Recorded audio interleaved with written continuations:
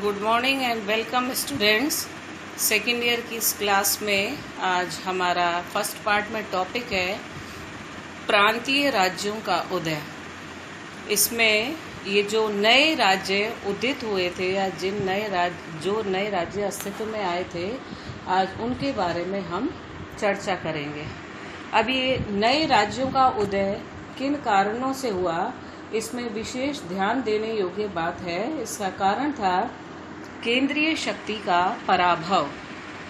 केंद्रीय शक्ति से यहाँ पर अभिप्राय आपको जैसा विदित है कि 1206 ईस्वी में दिल्ली सल्तनत की स्थापना की गई थी और अभी लास्ट वाली क्लास में हम लोगों ने तुगलक वंश पढ़ा था। इसके बाद सल्तनत में सैयद वंश और फिर लोदी वंश का शासन रहा था। और यहाँ पर हम देखें फिरोज तुगलक के बाद से ही जो केंद्रीय शक्ति थी उसका पराभव हो चुका था, यानी जो नियंत्रण था केंद्रीय शक्ति का या दिल्ली सल्तनत का, वो ऑलमोस्ट समाप्त हो चुका था। ऐसी कंडीशन में विभिन्न राज्य जो थे वो अब स्वतंत्र होने की स्थिति में आ गए थे और उन्होंने अपनी सत्ता स्थापित कर ली थी और स्वतंत्रता भी उन्होंने प्राप्त कर ली थी। अब इस संदर्भ में जो नए राज्य स्थापित हुए उनमें सर्वप्रथम है बंगाल राज्य। आप जानते हैं इस बात को, बंगाल एक बहुत ही समृद्ध और विशाल राज्य रहा है। 1205 ईस्वी में इख्तियारुद्दीन मोहम्मद बिन बख्तियार खिलजी द्वारा बंगाल को जीतकर उसका दिल्ली सल्तनत में विलय किया गया था। इख्तियारुद्दीन मोहम्मद बिन बख्तियार खिलजी जो था वो मोहम्मद गौरी के समय में उसका सेना नायक रहा था और अपनी योग्यता के कारण उसने बंगाल जैसे विशाल और समृद्ध राज्य को जीत करके दिल्ली सल्तनत में उसका विलय कर लिया था। किंतु बंगाल पर नियंत्रण रख पाना तभी तक संभव था जबकि केंद्रीय सत्ता मजबूत हो। अब यहाँ जब विलय किया गया तो उसके बाद जैसा भी मैंने आपको बताया था, फिरोज तुगलक के बाद केंद्रीय सत्ता जो थी वो कमज़ोर हो गई थी और इसलिए विभिन्न राज्यों ने अपनी स्वतंत्रता घोषित कर दी थी। इसका कारण क्या था?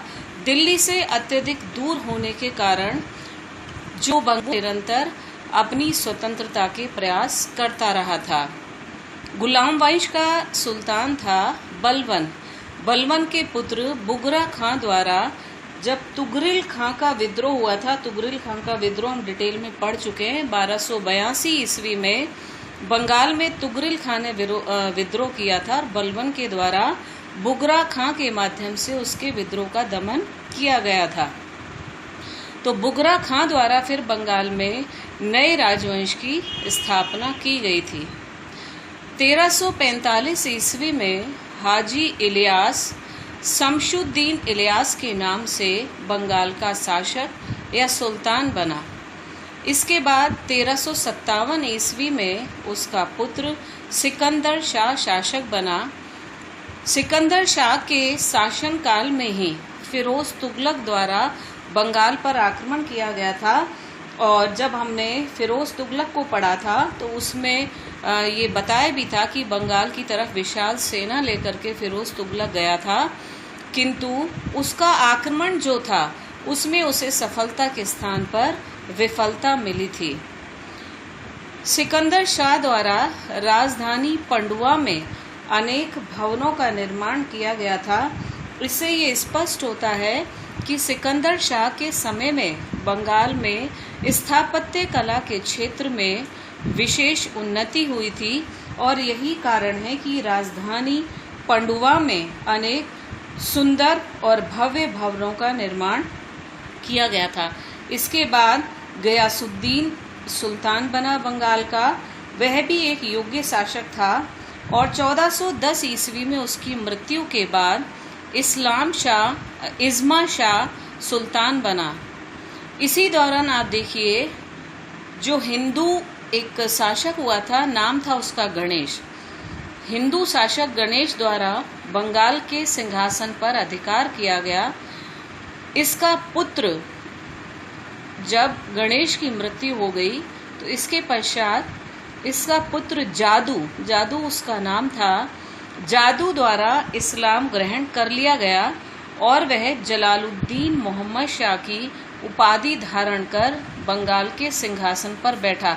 काफ़ी लंबे समय तक आप देखिए उसके द्वारा शासन किया गया था। 1431 ईस्वी तक उसने शासन किया था और उसकी मृत्यु के पश्चात नासिरुद्दीन, उसने 17 वर्ष तक शासन किया। देन बारबक शाह, शमशुद्दीन, यूसुफ शाह, 1493 ईस्वी में अलाउद्दीन हुसैन शाह। इस तरह से एक के बाद एक बंगाल में विभिन्न सुल्तानों के द्वारा शासन सत्ता संभाली गई और जब अलाउद्दीन हुसैन शाह 1493 ईस्वी में शासक बना तो वह बहुत ही योग्य सुल्तान था, पराक्रमी था और साहसी था और उसके समय में बंगाल राज्य की सीमाओं का विस्तार उड़ीसा तक हो चुका था। यानी उसने उड़ीसा को विजित कर बंगाल साम्राज्य में उसका विलय किया था। 1518 ईस्वी में नासिरुद्दीन नुसरत शाह, वो भी एक योग्य और पराक्रमी बंगाल का सुल्तान बना जिसने तिरहुत की विजय की और साहित्य तथा स्थापत्य कला के विकास में उसका विशेष योगदान रहा। यहाँ आप देखिए कुछ छोटे क्वेश्चन के रूप में आप ये याद रखिएगा। साहित्य और कला के क्षेत्र में विशेष उन्नति हुई थी। इसमें आप देखिएगा बड़ी सोना मस्जिद और जामा मस्जिद का निर्माण इसके द्वारा किया गया था। इतना ही नहीं, साहित्य के क्षेत्र में उसकी विशेष रुचि थी। हिंदुओं का प्रमुख महाकाव्य महाभारत, उसका बंगला भाषा में अनुवाद भी कराया गया था। 1493 में अलाउद्दीन हुसैन शाह सुल्तान बना और उसके वंशजों ने लगभग 50 साल तक शासन किया था। इस तरह से आप देखिए बंगाल में एक के बाद एक सुल्तान बने और योग्यता के आधार पर उन्होंने बंगाल राज्य की सीमाओं का विस्तार भी किया था। यहाँ पर विशेष ध्यान देने योग्य बात है कि बंगाल के ये जो मुस्लिम शासक थे, इन्होंने अपनी प्रजा के प्रति पूर्णतया धार्मिक सहिष्णुता की नीति का पालन किया था। इससे ये बात स्पष्ट हो जाती है कि बंगाल के शासक जो थे, उन्होंने अपनी जो हिंदू प्रजा थी उसके साथ धार्मिक सहिष्णुता की नीति अपनाकर अपने शासन संचालन में उनका महत्वपूर्ण सहयोग भी प्राप्त किया होगा। और ये बात निश्चित है कि क्योंकि बहुसंख्यक हिंदू थे, ऐसी स्थिति में सुल्तानों द्वारा सहिष्णुता की नीति का पालन करना, राज्य में हिंदुओं का सहयोग लेना उनका उद्देश्य रहा होगा। अगले राज्य जो था जिसका उद्भव हुआ या जो स्थापित हुआ, नवोदित राज्य था गुजरात। गुजरात आप जानते हैं राजस्थान की सीमा पर है और वर्तमान में भी एक समृद्ध राज्य है। इस संदर्भ में आप देखिए, गुजरात के संदर्भ में डॉक्टर श्रीराम शर्मा हैं जो प्रसिद्ध इतिहासकार हैं। उन्होंने लिखा है, महमूद गजनवी ने सोमनाथ के मंदिर को लूटकर संसार में उसके धन का विज्ञापन कर दिया था। तब से मुसलमान लोग जो थे वो उसे जीतने के लिए सदैव लालायित रहते थे। 1297 में अलाउद्दीन खिलजी के द्वारा भी आक्रमण किया गया था और बाद में एक मुस्लिम राज्य बन गया था। आप जानते हैं महमूद गजनवी ने के जो 17 आक्रमण थे उसमें सोमनाथ का आक्रमण उसका प्रमुख आक्रमण माना जाता है। 1391 ईस्वी में जफर खां को गुजरात का सूबेदार नियुक्त किया गया था या जफर खां गुजरात का सूबेदार बना था और दिल्ली के प्रभुत्व से उसने स्वयं को मुक्त कर लिया था। यहाँ आप देखिए, बार बार इस चीज़ को मैं रिपीट करूँगी कि जो केंद्रीय शक्ति होती है, जब उसका पराभव होता है या केंद्रीय शक्ति का नियंत्रण कमज़ोर पड़ जाता है, ऐसी स्थिति में जो विभिन्न प्रदेश या स्टेट्स होती हैं वो अपनी स्वतंत्रता के लिए भरसक प्रयास करती हैं और यही कारण है केंद्रीय सत्ता के पराभव के का लाभ उठाकर जो जफर खां था उसने स्वयं को दिल्ली सल्तनत के प्रभुत्व से मुक्त कर लिया था और वह फिर मुजफ्फर शाह के नाम से स्वतंत्र शासक गुजरात का बना था। इसके पश्चात अहमद शाह 1411 ईस्वी से 1442 ईस्वी तक गुजरात का शासक रहा और अहमद शाह को गुजरात के महानतम शासकों की श्रेणी में रखा जाता है। निश्चित रूप से उसके समय में काफ़ी प्रगति गुजरात की हुई थी और वह एक योग्य, पराक्रमी और महत्वाकांक्षी शासक रहा था, किंतु उसके संपूर्ण व्यक्तित्व में एक कमी थी और वह कमी क्या थी? वह एक धर्मांध शासक था और धर्मांधता की नीति का पालन करने के कारण हिंदुओं का जो सहयोग उसको मिलना चाहिए था या जो मिल सकता था उससे वह पूरी तरह से बचा रहा, यानी उसको हिंदुओं का सहयोग प्राप्त नहीं हुआ। 1458 ईस्वी में फतेह खां, जो कि अहमद शाह का पौत्र था, महमूद शाह की उसने उपाधि धारण की और जो इतिहास में महमूद बेगड़ा, याद रखिएगा, अहमद शाह को इतिहास में महमूद बेगड़ा के नाम से जाना जाता है। यानी भारतीय इतिहास में जो अहमद शाह था, फतेह खां जो था वो महमूद बेगड़ा के नाम से प्रसिद्ध हुआ था 1507 ईस्वी में। लेकिन यहाँ पर इसकी प्रसिद्धि के लिए ये बात बताना जरूरी है कि 1507 ईस्वी में जो चोल बंदरगाह था, चोल के बंदरगाह के निकट उसने पुर्तगालियों को परास्त किया था। और यहाँ देखिए आप, वो यद्यपि एक धर्मांध शासक हुआ था, किंतु यहाँ उसने पुर्तगालियों को परास्त करने के लिए हिंदू शासक की सहायता ली थी और दोनों की संयुक्त सेना ने मिलकर के पुर्तगालियों को परास्त किया था और उनकी जो सामुद्रिक शक्ति थी या समुद्र पर जो पुर्तगालियों का आधिपत्य था उसको चुनौती प्रस्तुत की थी। लेकिन पुर्तगाली, क्योंकि आप जानते हैं, आपने भौगोलिक खोजें कभी छोटी क्लासेस में पढ़ी होंगी, तो पुर्तगाली जो है वो अच्छे नाविक भी हुआ करते थे और समुद्री क्षेत्रों में उनका विशेष अस्तित्व बना रहा था। तो जब 1507 ईस्वी में चौल के बंदरगाह पर पुर्तगालियों को महमूद बेगड़ा द्वारा हिंदू शासक की सहायता से परास्त किया गया, तो तुरंत पुर्तगालियों ने अपनी तैयारियों को तीव्र करा और 1509 ईस्वी में पुर्तगालियों को महमूद बेगड़ा के विरुद्ध विजय प्राप्त हुई।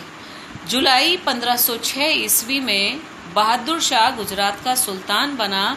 वह भी एक योग्य और महत्वाकांक्षी शासक था और उसके समय में भी राज्य की सीमाओं का विस्तार हुआ था। और आप गुजरात को इस संदर्भ में भी देखते हैं, राजस्थान हिस्ट्री में आपने पढ़ा था, मालवा और गुजरात के साथ निरंतर मेवाड़ रियासत को स्पेशली, चाहे वो राणा सांगा हो, चाहे वो राणा सांगा हो, चाहे वो राणा प्रताप हो, निरंतर आप इन जो महाराणा कुंभा है उनको भी गुजरात और मालवा के सुल्तानों से निरंतर संघर्ष करना पड़ा था। तो इस संदर्भ में गुजरात राज्य जो है वो राजस्थान की रियासतों के साथ संघर्ष के रूप में भी जाना जाता है, जिसमें मेवाड़ रियासत प्रमुख रूप से आती है। इसके बाद मालवा, जैसा भी मैंने आपको बताया कि मेवाड़ को निरंतर महाराणा कुंभा और राणा सांगा को गुजरात राज्य के साथ संघर्ष करना पड़ा था, ठीक इसी प्रकार से जो प्रांतीय नवोदित राज्य था मालवा, उसे भी मेवाड़ रियासत के साथ निरंतर उलझना पड़ा था। 1310 ईस्वी में अलाउद्दीन खिलजी द्वारा मालवा का दिल्ली सल्तनत में विलय किया गया था, किंतु जब तैमूर ने भारत पर आक्रमण किया तो तैमूर के आक्रमण के समय यहाँ का सूबेदार था दिलावर खां, जो स्वतंत्र सुल्तान बना। पूरा नाम था दिलावर खां गौरी। उसने तैमूर के आक्रमण से उत्पन्न हुई परिस्थितियों का लाभ उठा करके स्वयं को स्वतंत्र सुल्तान घोषित कर दिया था। इसके बाद अलप खां हुसंग शाह के नाम से मालवा के सिंहासन पर बैठा और हुसंग शाह जो था वो बहुत ही वीर, पराक्रमी और साहसी सुल्तान सिद्ध हुआ। उसके द्वारा जामा मस्जिद, मालवा की, ये ध्यान रखिएगा, जामा मस्जिद, हिंडोला महल, जहाज महल, हुसंग शाह का मकबरा, बाज बहादुर और रानी रूपमती के महलों का निर्माण करवाया गया। यद्यपि उसके द्वारा ये जो स्थापत्य के क्षेत्र में विशेष निर्माण कार्य कराए गए थे वो अब अपनी पूर्ण स्थिति में प्राप्त नहीं होते, किंतु इनके भग्नावशेष अभी भी देखे जा सकते हैं, जो निश्चित रूप से स्थापत्य कला के प्रतीक हैं, जो हुसंग शाह के समय में मालवा में करवाए गए थे। हुसंग शाह की मृत्यु के बाद उसका पुत्र गाजी खां महमूद शाह के नाम से सिंहासन पर बैठा। वजीर महमूद खां खलजी द्वारा इसकी हत्या की गई। महमूद खां खलजी द्वारा 33 वर्ष तक शासन किया गया। आप यहाँ याद आपको होगा फर्स्ट ईयर का, महमूद खलजी प्रथम और महमूद खलजी द्वितीय मालवा के इतिहास में विशेष महत्व रखते हैं, क्योंकि राणा कुंभा और राणा सांघा और महमूद खलजी के बीच निरंतर, आपने कुंभा के समय में भी आपको याद होगा महमूद खलजी के साथ संघर्ष हुआ था, और राणा सांगा के समय में भी। तो ये प्रमुख सुल्तान हुआ था मालवा का, जिसके समय में मेवाड़ रियासत और मालवा के बीच संघर्ष हुए थे। 1510 में महमूद खलजी द्वितीय मालवा का शासक बना, और इसके समय में भी मेवाड़ राज्य और मालवा के बीच संघर्ष जो था वो निरंतर जारी रहा। यहाँ आप देखिएगा, चंदेरी के शासक द्वारा महमूद खलजी द्वितीय से सहायता प्राप्त करके जो उसके प्रमुख प्रतिद्वंदी थे, जो उसको शासन संचालन में बार बार बाधाएं उपस्थित कर रहे थे, अपने उन प्रमुख प्रतिद्वंदियों को, अपने विरोधियों को उसने चंदेरी के हिंदू शासक मेदिनी राय की सहायता से परास्त किया था। 1531 ईस्वी में गुजरात के शासक बहादुर शाह ने मालवा को जीतकर अपने राज्य में मिला लिया था। यद्यपि आप देखिएगा गुजरात और मालवा दोनों ही मुस्लिम राज्य बन चुके थे, लेकिन कोई भी मुस्लिम राज्य दूसरे मुस्लिम राज्य की सीमाओं को हस्तगत करने, सीमाओं पर अधिकार करने में नहीं चूकते थे। तो यहाँ ये परिस्थितियाँ उत्पन्न हुई कि गुजरात के शासक द्वारा, यदि आपको याद होगा राजस्थान हिस्ट्री में आपने देखा था, दोनों में गठजोड़ भी हुआ था मेवाड़ के विरुद्ध, लेकिन अंततः गुजरात के शासक बहादुर शाह के द्वारा ही मालवा को जीतकर गुजरात राज्य में मिला लिया गया था। इस तरह से मालवा का अंत हो गया था। आज की क्लास में इतना ही। अगली क्लास में जो अन्य प्रांतीय राज्य थे उनको लेकर के पुनः मिलते हैं। तब तक के लिए have a nice day to all of you.